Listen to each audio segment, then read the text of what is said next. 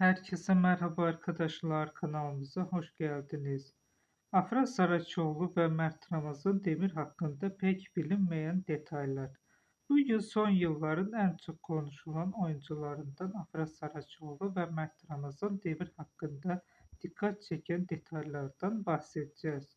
İkili kariyerlerinin en önemli çıkışlarından birini aynı projede yaptı ve kısa sürede milyonlarca kişinin dikkatini çekti.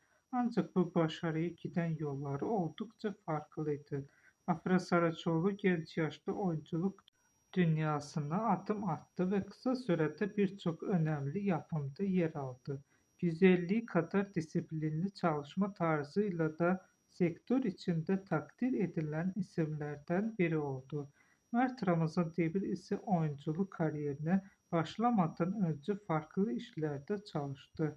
Daha sonra oyunculuğa yönelen genç yıldız kısa sürede dikkat çekmeyi başardı ve ekranların aranan isimlerinden biri haline geldi. Hayranların en çok merak ettiği konulardan biri de ikilinin kamera arkasındaki uyumuydu. Çalışma arkadaşlarının açıklamalarına göre set ortamında oldukça profesyonel davranıyor ve işlerine büyük önem veriyorlardı. Bir başka ilginç detay ise sosyal medyadaki etkileri. Afra ve Mert'in paylaşımları dakikalar içinde milyonlarca beğeni ve yorum alıyor.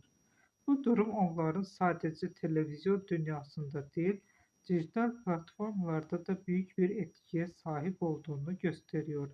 Uzmanlara göre her iki oyuncunun da önümüzdeki yıllarda kariyerlerinde çok daha büyük projelerde yer alma potansiyelleri bulunuyor. Bugünlük benden bu kadar arkadaşlar. Bir sonraki videoda görüşmek üzere. Hoşça kalın.